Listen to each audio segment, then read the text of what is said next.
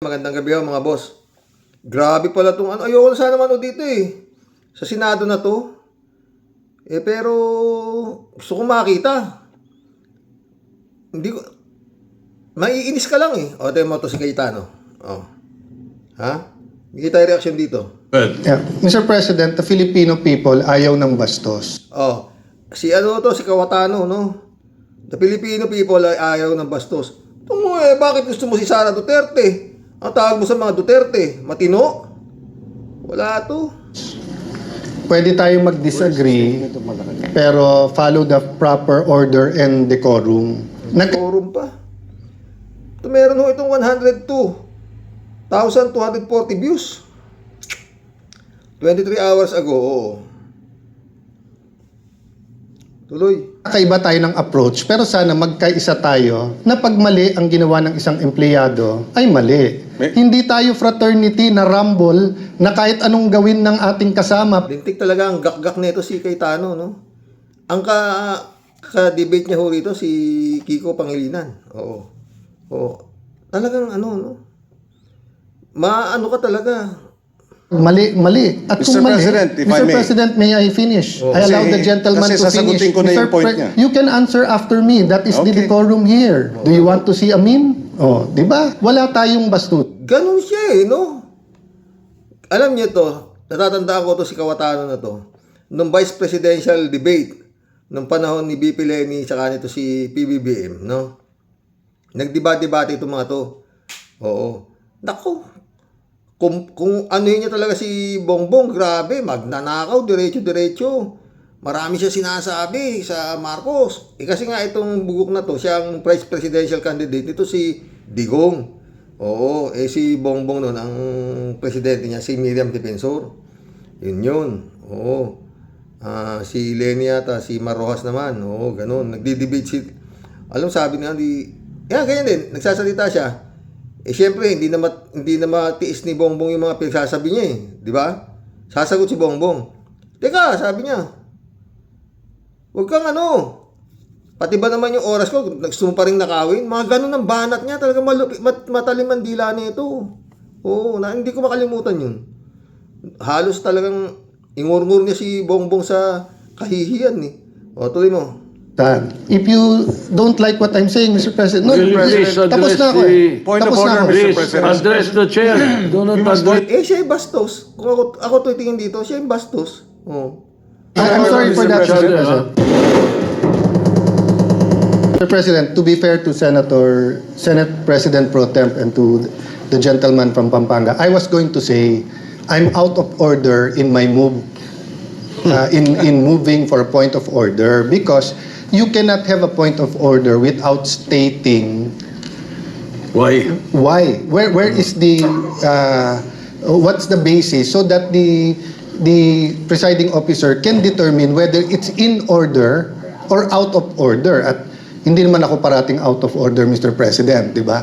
So I was just trying to explain to my good friend, Senator Pangilinan, we both believe in what we're fighting for, moral ascendancy.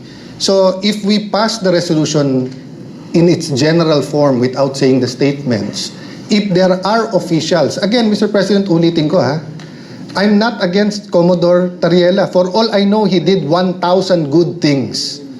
Pero yung isa na naka-uniforme siya na may caricature, uncalled for, undiplomatic, hindi official yon. So I would rather, Mr. President, that... Yun ang inaano nila eh. Ni Kimo, saka ito, na si Tariela Laraw, naka-uniforme pa, tapos parang may caricature ni Xi Jinping. No? Yun. Hindi ko na ho anuhin yan. Hindi ko na ho paabahin. Masakit sa tenga ko boses nito. Oo, totoo. Ha? At meron pa tayo ibang topic. Ito na lang, no, mga senador. Ha? Sabi niya, ang mga Filipino people ayaw daw ng bastos. Ano tawag mo kay Digong? Santo? Ano tawag niya kay Digong? Santo? Kay Pulong? Santo? Nananaksak ng bugaw? Wala naman kayong daldal dun eh. Oh. Pumunta si Digong dyan sa Senado. Oh. Halos pati si Risa Sontiveros hahatakin daw niya sa impyerno kung ano pigdadaldal dyan. Oh. Binastos yung Senado. Anong nandiyan si Digong? Di ba? Oh, wala naman kayong daldal. Oh, eto na lang mga tsenador. Ano gusto nyo yung mangyari? Nabastusan kayo kay Tariela. Nabastusan kayo. Pero hindi kayo nababastusan pag binobomba yung mga fisherman doon, pinagbababangga yung halos lumubog na yung mga barko. Anak ng putang ina nyo eh. Hindi ko sa ano eh. Oh, okay lang sa inyo yun. Wala kayong dinadaldal doon. Tapos ngayon, sabi niya, isang pagkakamali lang ni Tariela na naka-uniforme daw, na may dalang caricature. Kang putang ina. Yun lang ang pinag-uusapan ninyo dyan sa Senado. Yung ginawa ni Commodore Tariela na may caricature ni Xi Jinping. Putang ina. Ay nako mga boss. O ano nga yung gusto yung mangyari? Luluhod si Commodore Tariela at kay Xi Jinping sa China na, China, patawarin niyo ako. Nagkasala ako ng napakabigat. Ako'y hindi tinatantanan ng mga senador niyo. Ganon? Putang ina. Maano kayo? Hindi nahihiya itong mga putang ina to sa Pilipino. No? Ano tawag niyo sa China? Hindi bastos? Ayaw ng mga Pilipino ng bastos. Ano tawag mo? Kawatano, ano tawag mo sa ginagawa ng China sa Pilipinas? Doon sa West Philippine Sea. Matino? Tangina. Wala talaga itong mga to. Oo, mga friend. Wala. O, ito pa isa. Si ano naman to? Claim and has upheld the Philippines' our claim. The Honorable Senator agreed that in law, a claim to land or waters must be defined by metes and bounds. We already have an arbitrary ruling in our favor. So the metes and bounds is no longer debatable. The arbitral ruling has awarded the Philippines and recognized our claim vis-a-vis China. It has rejected China's 9-line, 10-line claim and has upheld the Philippines' position that what China is doing within the exclusive economic zone of the Philippines is illegal. And therefore, the debate as to whether there are metes and bounds. Illegal.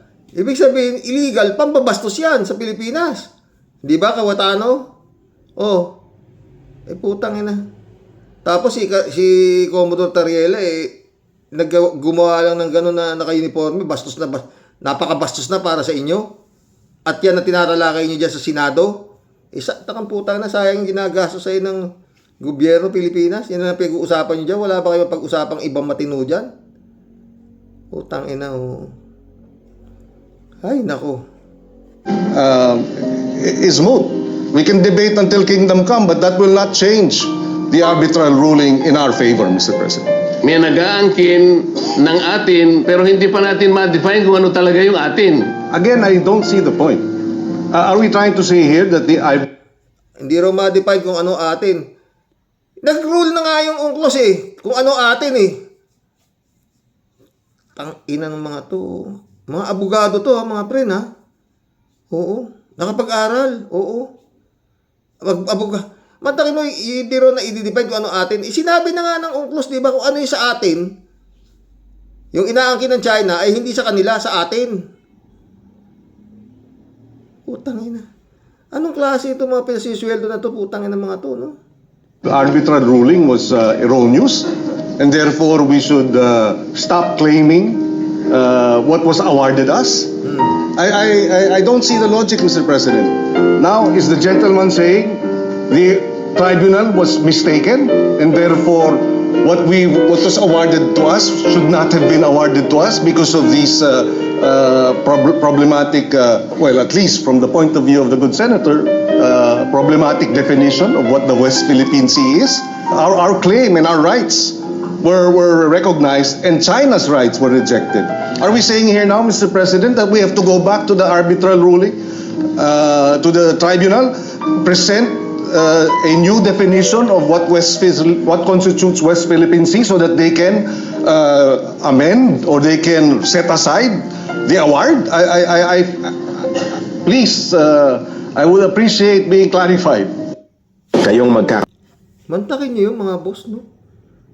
Matagal na akong pinag-uusapan niya ang nangyari na yan, na ginawa ni Commodore Tariela, na karikature na sinasabi, na binastos ni Commodore Tariela si Xi Jinping. Na para kikimo, at dito sa China door na to, napakalaking kasalanan na ni Commodore Tariela sa bansang China. Putang ina.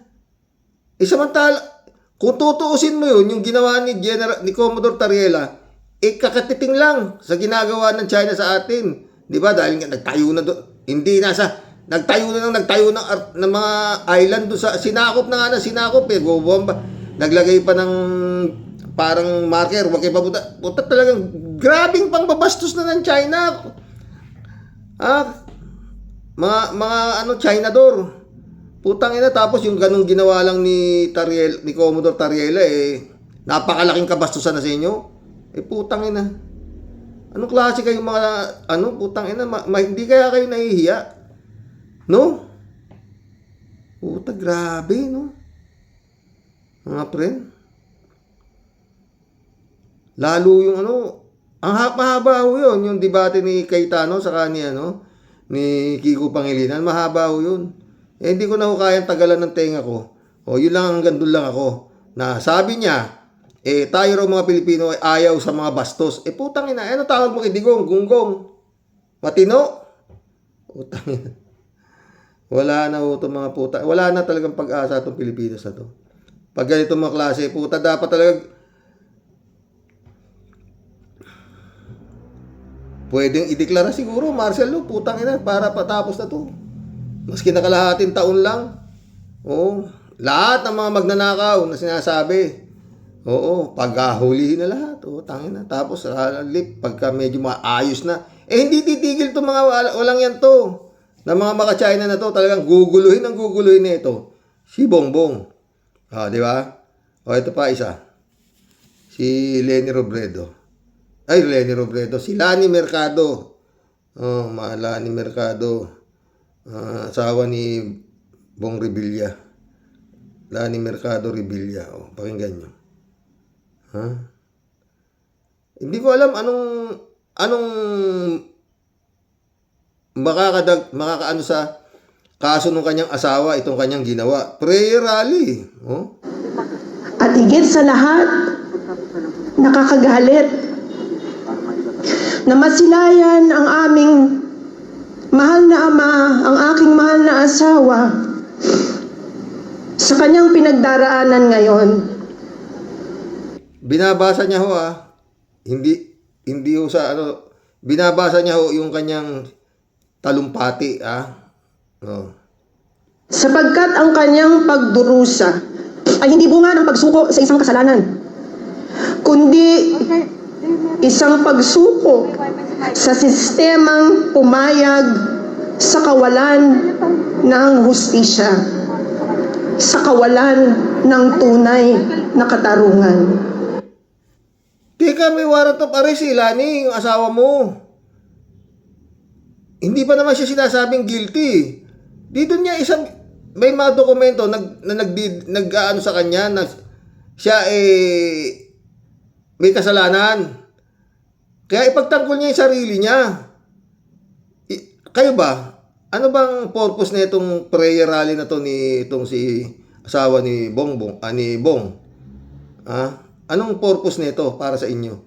Meron ba itong maitutulong sa kasong kinaharap ng kanyang asawa na malversation? Yun yata ang kaso. No bail. Sa ginawa niya na to, palalayain yung walang kasalanan, ganito. Sino ka para magsabing walang kasalanan yung asawa mo? Korte ang magsasabi. Ang dami yung dumalo rito. Itong prayer rally na to. Tuloy mo. Pero wala akong basta para sa kanya, naapi sila. Sila pa naapi Kung saan ang inosente ay pinipiit at binubusalan. Ayun, binabasa niya. Ito ay sugat sa puso namin. Sugat sa mga supporters niya at sugat sa bawat isang mamamayang Pilipino na kanyang tinulungan. Ayun, dami Isang tao. malakas na dagok sa aming puso at damdamin. Ngunit dahil po sa inyong pagmamahal na pinapakita ngayong gabi, sa inyong suporta at panahon na inuukol sa gabi, Siguro parang pinapakita rito nito si Lani na eto ang mga dala naming boto. Pagka hindi na kayo iboboto nito, meron kaming kawan, kumbaga. Parang Iglesia rin ni Cristo. Parang Joel is Lord din, di ba? Si Joel is Lord, tumayo din doon sa entablado at nagnangakak doon. Blood control! Walang blood control! Hindi ako makadiyos ako. Hindi ba ganun ang ginawa nito si Joel is Lord? No? Yun ang problema sa mga ito eh. Pag nabubuko sila, kung ano-anong drama. Artista rin kasi ito eh, si Lani. Tuloy mo. ito, kaya naming harapin. Kayang harapin ni Senator Bong Revilla. Kaya lang palang harapin. Anong purpose nyo dyan? Hindi ko makuha eh. Kung anong purpose nila dito sa prayer rally na to. Totoo lang. Kaharapin naman talaga. Anong pinakikita nyo dyan? Na inapi si Bong Revilla, gano'n, ng tao? Hindi. Hintayin ninyo yung ng korte. Ang patuloy na pagpukol ng mga maling akusasyon laban sa kanya. Di kung mali, palakalaya yan. Pag napatunayan nyo sa korte na mali, yung ipinupukol sa kanya. Kagaya ng nangyari kay Laila de Lima. Nakulong. Ilang taon? 3 yata kaso na puro drug related. At ang mga nagkaso, ang mga nagdiin, mga bilanggo. Yung nagdidiin sa asawa mo, hindi naman mga bilanggo yan eh. Bernardo. Tapos ito, si Alcantara. Hindi sila mga bilanggo Mga sila ng DepEd. DepEd ng DPWH. Hindi basta-basta yung nagdidiin sa asawa mo. At may dokumento yan, Lani. Hindi basta pinupukol yung asawa mo ng mga bintang na walang kagaya na nangyari kay Laila de Lima. Wala itong mga to, no? Malapit na matapos, Ako sasabihin pa sa atin. Hindi ba mga friend? Anong saysay nun? Nung ginawa nila ni Revilla na yun, asawa ni Bong, na walang kasalanan ng asawa. Kung walang kasalanan ng asawa mo, di mapapawalan sala. Ganun lang kasimple. Nangyari na nga, di ba? Napawalang sala yung asawa mo, pinababalik yung 128 million, binalik ba? Namatay na yung tao niya doon sa bilibid dahil yun ang nakulong. Yung asawa mo na pawalang sala. Pero, wala raw kasalanan, pero pinababalik yung 128 million na napunta sa pangalan niya. Binalik ba? Hindi. Di ba? Okay yung ay nako. Ang dami hong lumalabas na ganito. Totoo ito mga preno. Sir, bakit po sobrang liit ng tingin sa atin ng ibang bansa? Kasi sila mismo, binababoy yung pangalan ng Pilipinas. Paano tayo irerespeto kung tayo mismo ninanakawan ng sarili nating leader? Yan, totoo yan, di ba? Ito pa mga friend. Pag maglinggo, yung opisyal nasa simbahan, bida sa harap, todo luhod, nakabarong, ang muka, kala mo anghel, di makabasag pinggan. Pag naglabas ng simbahan, diretso sa opisina, nakangiti, sabay pirma sa overpriced na kontrata. Yung kamay na nag-amen, yun din yung dumukot. Magbibigay pa ng donasyon sa pare, 100K, ang lakas ng palakpak. Yung 100K, galing yan sa 100 million na kinupit niya. Nagpalaba lang ng budi. Hoy, kurap! Huwag kang magtago sa likod ng Biblia. Kahit kabisado mo yung dasal, kung yung kamay mo nakakabig, impyerno pa rin yung bagsak mo. Bugok! Meron pa silang dasal, mga pre, no? Nakakatuwa, ah. Ang galing. Panalangin sa mga buhayang kurap sa Pilipinas, tubag. Sana mawala na kayong lahat. Yun ang tubag, sagot. Oh, tuloy. O engineer, mga kontraktor, isama nyo na ang mga kurap na senador, tubag. Sana mawala na kayong lahat. O mga buhayang walang kabusugan, ang lalaki na ng inyong mga tiyan, sana kapag kayo'y natulog ay hindi na kayo mabukasan, tubag. Sana mawala na kayong lahat. Panalangin Ito pa, mga pre, no? Sino ang role model ng mga politiko, ha? Sir, sino po ang role model ng mga politiko? Si Judas. Pero mas magaling sila. Kasi si Judas, barya lang ang tinanggap. Sila, buong kaban. Sir, sino Ito, mga pre, no? Ayan, si Marco Beta, sabi, natatawa ko, defend our West Philippine Sea and protect our resources. Let us donate Marcolecta to China. Ito pa, mga pre, no? Talagang maiinit naman talaga ang ulo mo, Putang ng mga politiko na to. Para sa inyo to, mga kurap na politiko na mga Judas ng bayan na nakaupo sa mga silyang mas malambot pa sa mga konsensya nyo. Akala nyo ba numero lang yung mga ninanakaw nyo? Hindi yan numero lang, resibo yan. Bawat milyon na ibinubulsa nyo, may katumbas na resibo sa buhay namin. Yung 10 million na intelligence fund nyo, resibo yan ng 1,000 batang hindi nakapag-aral. Yung 50 million na beautification project nyo, resibo yan ng 1,000 pamilyang ang bahay ay yero pa rin ang dingding. Yung 100 million na overprice sa tulay, resibo yan ng 10,000 pamilyang nawala ng bahay sa baha. Yung 1 billion na nawala sa isang pirma, resibo yan ng buong probinsyang walang ospital, walang gamot at walang pag-asa. Pinapakain nyo sa pamilya nyo ang kinabukasan namin. Ang sarap ng pagkain nyo, lasang pawis namin at yung kinang ng diamante nyo galing sa luha ng mahihirap. Kaya heto ang singil, hindi ito dasal, hindi ito sumpa, resibo ito. Kung ano ang nasa resibo namin, yun din ang babayaran nyo. Sana ang bawat steak na isusubo ng mga anak nyo, ang lasa ay parang swelas ng tsinelas na pudpud na sa kalalakad ng isang amang naghahanap ng trabaho. Sana ang bawat designer bag ng mga asawa nyo, pag binuksan, ang laman ay puro reseta ng gamot na hindi nabili. Sana yung mga apo nyo, pag tinanong sa eskwela kung anong trabaho ng lolo nila, ang isasagot nila, professional po, professional na magnanakaw sa gobyerno. Sige lang, magpakalunod kayo sa kasiyahan. Pero tandaan nyo, ang pasensya namin parang bigas, nauubos din. At pag ang 100 milyong Pilipino ay sabay-sabay na naubos ang pasensya at nagalit, hindi na yan rally sa kalsada. Ang tawag doon, National Eviction Notice! Palalayasin namin kayo sa mga mansyon nyo dahil ang lupang kinatitirikan niyan, ang sementong bumuo niyan, at ang bubong na sumisilong sa inyo, pag-aari namin. At oras na para bawiin ng may-ari ang bahay. Sa araw na yon, walang makakalipad na jet nyo, walang private army na sasaklolo, at walang korte na kayang pigilan ang pwersa ng bayan. Dahil sa korte ng kalsada, ang sigaw ay isa lang, bayad utang!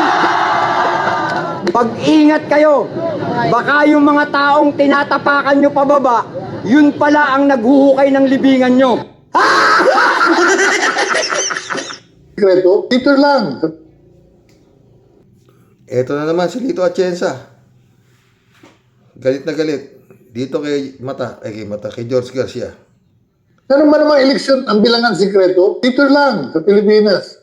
Sa ibang bansa, magra-riot na ang tao niya. Ang bilangan sa loob ng tanggapan ng chairman of the Commission on Election, Chairman Garcia, maawa ka sa taong bayan. Hindi kami magtatagumpay sa paglilinis ng gobyerno kung ang eleksyon natin ay bilihan at hindi eleksyon. Kaya sabi ko nung nakaraang broadcast, no election, just selection. Isang tao lang ang pumipili niyan, si Chairman Garcia.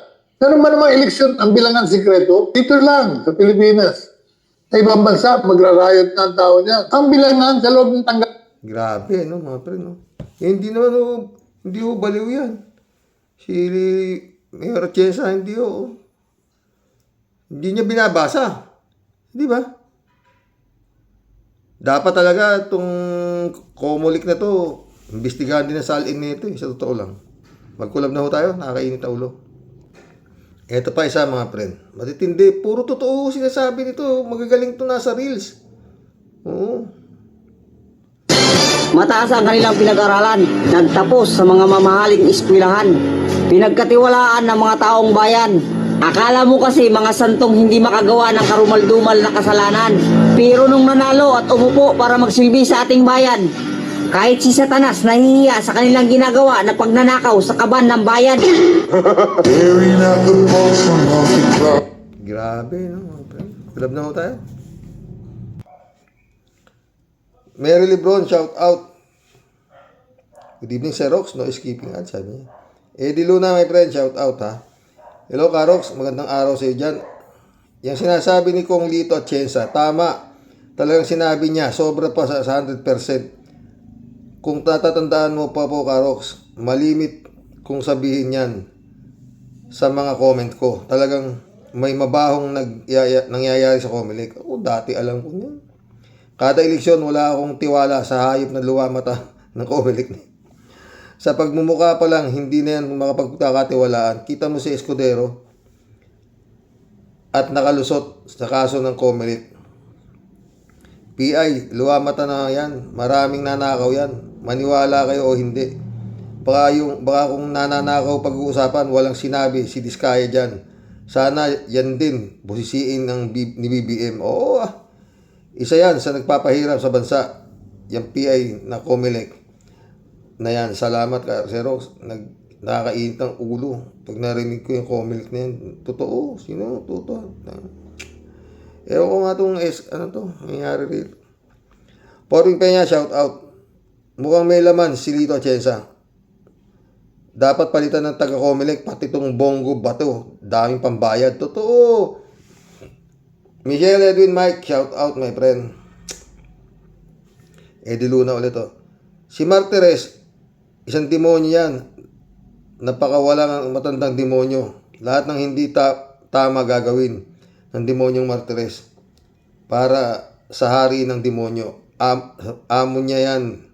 Siguro malaki din ang nanakaw ng hayop na yan. Salamat, Karox. Dapat talaga masalin itong nadikit kay ano. Bisitahin talaga yung lahat yan. Eddie Luna ulit to, Karox. Dapat ang tutukan nila ng impeachment, yung may sayad, yung kay BBM. Saka na muna yan, sana dyan muna tayo sa mag-focus. Ang hirap sa mga ito, puro talakay, puro imbestiga, naubos na ang term ni BBM. Nag-iimbestiga pa rin. Nag-iimbestiga pa rin kayo. Pinaiikot lang kayo ng mga senador at congressman kasi malaki kanilang pakinabang. Asan pa? Sana makahalata na kayo. Totoo yan. Parang ganun na nga nangyayari. Eddie Luna, pasensya na, Xerox. Putol comments ko. Kung matatalino, mga senador at congressman, matagal na nasa kulungan ng mga demonyo na alagad ni Sayad. Pati si Sayad, matagal nang nahatulan yan. Dami ninyong paeklay. Inuubos talaga niyong araw hanggang 2028. Sige. Ubusin nyo na. Ubusin nyo sa wala at maganda pa civil war para maghalo ng balat sa tinalupan. Ang ina nyo, babagal nyo. Salamat, Karox. Totoo nga. Yun naman talaga nangyari. Puro press conference. Akang putang ina naman. Edili na, pati si Doris Bigornia gusto nang maglupasay sa tagal na naman ng daldalan. Marami silang paikot. Ginagago nyo mga Pilipino na walang nalalaman sa batas. Ay, ibang bansa. Sa ibang bansa yan. Ginagawa ni Sayad ay matagal lang abo yan. Yung mag-amang yan. Salamat, Carlos. Totoo yan. Ha? Pastor Jun Lagon, my friend, shout out ha. Mamerto Salonga Jr., shout out. Good evening, Karox. Sa totoo lang, wala na tayong pag-asa sa mga politiko natin. Kampihan kasi pera-pera lang, puro pagsasarili ang iniisip. Lahat ng mga puro plunderer kasama yung mga hukom na yan. Tayo lang ang bansang na may ombudsman, may sandigang bayan at may court of appeal. May court of appeal pa, kaya wala lamang lagi yung mga hudas na yan. Lahat ng sangay ng gobyerno, halos may korupsyon. Ang matindi, karamihan sa negosyo dito sa hawak ng mga dayuhan, lalo na mga incheck. Sayang ang bansa natin. Tao ang pang-export natin. Nakakalungkot. God bless po. Totoo. Librado Ludovico. Blessed morning, Karox, and to all warriors watching from Edmonton, Alberta, Canada. God bless po. Stay safe and healthy. Matindi ang akusasyon ito, pero totoo naman talaga itong si Hello Garci ng Kumulekta. Hanggang nariyan sa Comelec at ang putik ng voting machine na yan, ang dahilan hindi titino ang butuhan. Totoo yan, librado.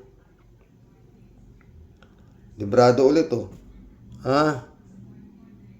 Yung PI na Martires na buong panahon ng Duterte ay tahimik na tahimik. Dapat yan, bungkalin ng salin yan. Totoo.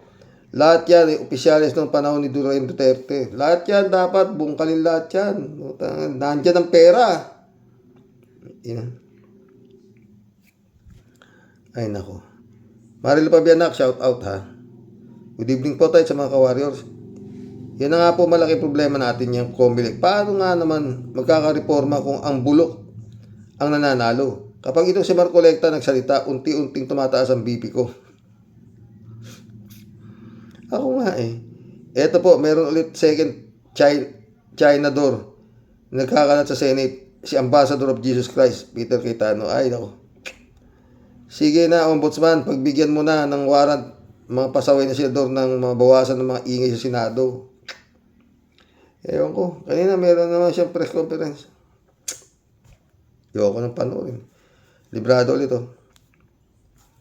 Kapag mga honorable na magnanakaw na salapi ng bayan, ang hirap makulong. Pero yung mga nasa laylayan, isang mangga lamang kulong agad. Mga tinamaan kayo ng lintik. Anong klaseng hustisya meron ng Pilipinas? Ha? Putik yung mga buhayang politiko at opisyal ng bansa. Tamaan nawa kayo ng kidlat leching hindoropot. David Alin Mendoza, shout out. Good evening po, Karox. Paano po magtatanggal ng pwesto yan si si George Garcia pala? Dati pong election lawyer ni BBM yan, kaya may utang na loob yan si BBM dyan. Ano pa po ang maaasahan natin sa gobyerno ni BBM? Nga na lang po tayo. Actually, kung tutusin mo, wala utang na loob si BBM dyan kay Garcia. Bakit? Hindi naman niya naipanalo si BBM di ba? Naipanalo niya ba? Talo, di ba? O, yung protesta, talo. Ang utang na loob mo dyan. So, ewan. David Ali Mendoza ulit. Wala na pong kaso na yun si Bong Ogag, Ombudsman Rimulya. Diniretso na po sa shredder o di kaya sa basurahan na yung mga dating Ombudsman Martires. Lisa de la Cruz, shout out. Tanggalin ng pensyon ng Martires, walang nagawang matino. Anong tanggalin? Dapat pa yan. Makakulong pa yan eh. Tangina. Ay. Shelly Jaser, shout out. Alam mo, Karox, yung sinasabi ni former Congressman Mayor Atienza tungkol sa Comelec, matagal na natin yung napapansin. Kaya dapat imbestigahan din ang lifestyle ng mga yan. Biro mo, mga walang alam sa batas at wala namang nagawa sa bayan ng mga matino nanalong number 1 senador. Unbelievable, hay. Nako. Kaya tama sinabi niyan si former Mayor ko. Tama talaga sinasabi ni Lito Atienza, Shirley. Shirley ulit, oh. Ha? Sana naman may mangyari sa mga sinampang kaso ng Senator Trillanes kay Inday Lustay kung seryoso si Ombudsman Rimulya sa kaso na yan. Tamang Rodelia Alpilor, shout out ha. Hello po, Sir Rox. Tama, sinasabi ni Sir Manong. Ay, Sir, talamak na po talaga Comelec. Ang may alam na sa nangyayari pag panahon ng halalan, kaya grabe po talaga ang panahon ni Digong nyo. Ay, Sir Rox, kaumay na talaga yung mga politika sa ating bayan. Totoo, daming ganap, Sir. Dasal lang tayo naway makakulong na si Sara Lustay. Sila ang gulo. ng ating inang bayan. Ingat po and God bless us all po. God bless, Rodelia. Ha? FPJ 357, shout out. Totoo naman yun. Halimbawa, si Camille Villar. Sino ba yan? Na kabago-bago nanalo? Pintuan ng mga kriminal at magnanakaw ay Comelec. Putik. Sa mga grupo lang ng Duterte, sinong magsasabing mananalo lahat sila ng legal? Isipin na lang, merong kaso at ex-convict pinayagan. Kaya tama ka, FPJ 357. Kaladit Maya, shout out my friend. Jan Dimango, shout out Good evening Kasani, God bless your family. God bless Kalatni. Friend Shervin Sapeda, shout out. Christian Sen, July 7, Alcantara. Analisa Polinar, shout out sa inyo mga friend. Ha? Sabi ni Friend Shervin. No? Impong Basyang, Team Tia Deli po. Muli ay humahagunot at bumabati po ng mapagpalang buhay sa iyo, Sir Rox, at sa buong Team Rocky Warriors the Great. Nako Sir Rox. Ano pa ba diba? Subalit dadapat ngunit patay tayo dyan. Yan si Comelec po ay talaga ang sapantaha ko nang may kagagawan ng lahat ng tunay pong salarin. Kung bakit po tayo nakalubog pong lahat sa kumunoy ng anomalyang di maipaliwanag na kurakot of the history, Sir Rox. Totoo yan, Tia Deli ko. Ha? Dati namang pipitsugin lang niya si Lua Mata, disgrasya, na sobrang mabulaklak ang dila sa pag nagsasalita, akala mo propeta. Alam mo, ayoko na rin pinakikinggan to, Tia Deli, sa totoo lang. Tsaka ito si Kawatano, sakit sa tenga, mga boses. Gusto ko pa yung bostigin mo dahil alam mo, tanga na yun. Wala ka nang hahanapin doon. Pero yan sila Kawatano, na talagang mga abogado, no? Putang ina. Mga nakapag-aral, no? Propeta po ng mga hangal at hari ng kaitiman po ng budi ang nananalayday po sa taong yan. Dahil nga po sa siya po isa ring kampo ng kadiliman, sa palagay mo, Sir Rox, aasa pa ba tayo ng liwanag? Wala na nga. Gatyan po ang may control ng buton sa Comelec. Sir Rox, mas malabo pa po sa tinta ng pusit na may magbabago pa po sa sistema. Inabi mo pa. Kasi naman itong pong si Muning, sa sobra pong pagkapusong mamon, bara-bara lang kung mag-appoint. Di mo nakilatisin bago iupo ng pwesto. Kung ako dapat ang in-appoint dyan sa Comelec, yung tumalo dyan kay Garcia, yung abogado ni Atty. Lenny Robredo, si Atty. Mac, mas maganda pa yun ang nilagay niya dyan sa Comelec kaysa kay Garcia. Talunan yan Tinalo nga ni Atty. Mac, di ba? Sa protesta ni Bongbong. Dapat ang nanalo, yun ay inupo niya dyan sa Comelec, hindi yan. Pero kung yan nga nagtanggol sa kanya, maski na natalo siya, yun ay inupo niya. Tapatay tayo dyan. Ito ulo.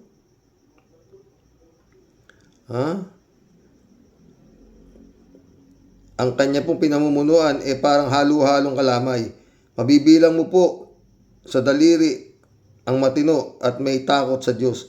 Karamihan po puro mga buhayang hagum. At ito namang aming blackjack. Sir Pogi, tama na po kakuda. Pagbabanatan na po pagpabanatan ng mga pinutukan po ng lintik ng mga yan. At nang masabi naman po nila, di po tayo puro angas lang. Pati po ako nahihilo na sa dami ng puro anomalya na nakatimbuang po dyan sa harapan ninyo. Pero ayun, at ang mga target pong hudas pasipol-sipol lang. Napakarami mo pong trabaho, Sir Blackjack. Unahan mo po yung mga Kitrilyanes at inaamag na po sa baul ng tagal. Pag ang mga duta isa, nasampulan mo, Sir. Sir Rox. Nanganganib po talaga ang pugong biyero. Tutuklasin ko na po talaga ang aming Cebu. Cebuin. Dahil pag meron po talaga siyang napanagot ng mga dutay at mga puganting kriminal, isa po ako talaga sa sasaludo at papalakpak at sisigaw po ng proud to be Kapitenya. Pero puro kuda at puro nganga lang ang walang ebidensya, Serox, sa tribong biyahero. Basta may GCash, ikaw po ang bida.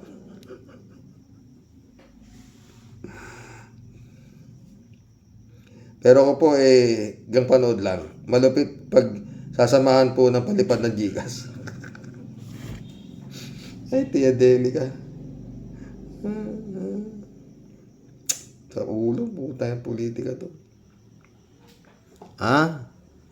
3J Shop, shout out Hi, Sir Rox.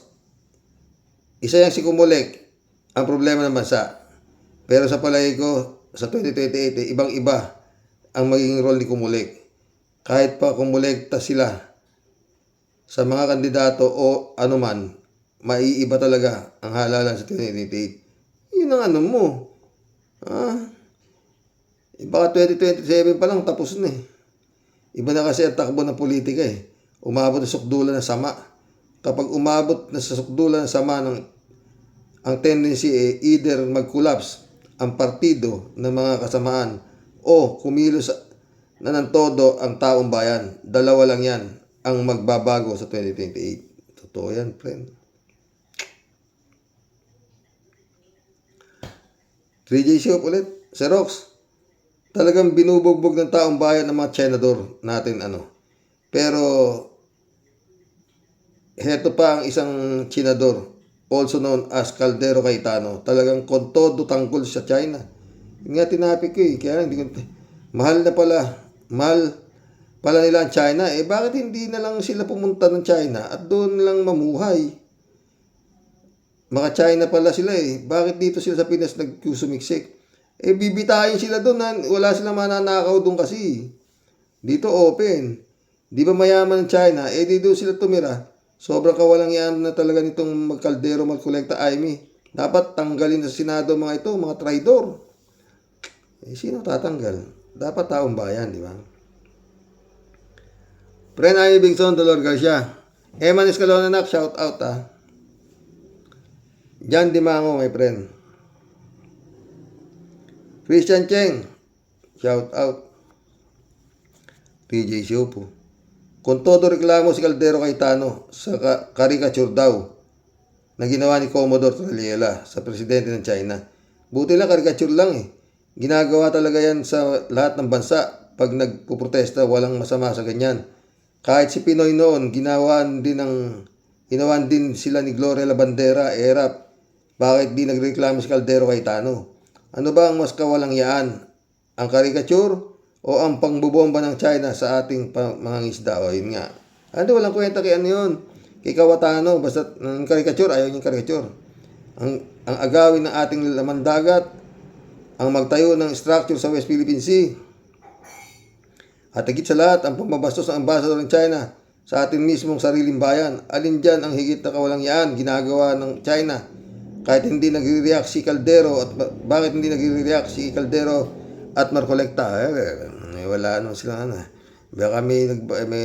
baka troll ng China to mga to Bakit hindi sila nag-react sa ginawa ni Gongdi kay Obama sa Santo Papa? Wag ka nga dyan, Caldero. Doon kayo sa China wag sa Pinas. 3J Shop ulit Naghahamon pa ng debate ito si Marcoleta.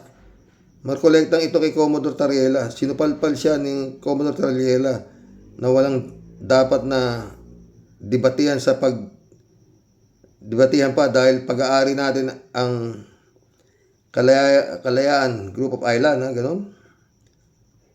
Pilipino ang nakadiscover nito at mga Pilipino ang mga naninirahan doon. Meron pang batas na ginagawa noong 2016 na pinaliwanag na ng mga abogado ni Judge Carpio. Wala talagang alam itong si Marcoleta.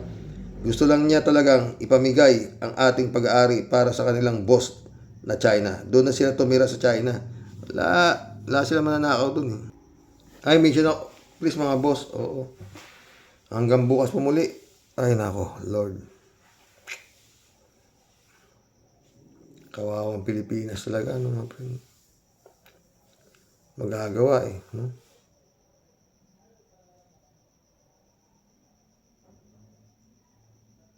Wala eh, malambot. Malambot ang tigre, ang leon. Dasal mga boss. Dasal na lang po talaga.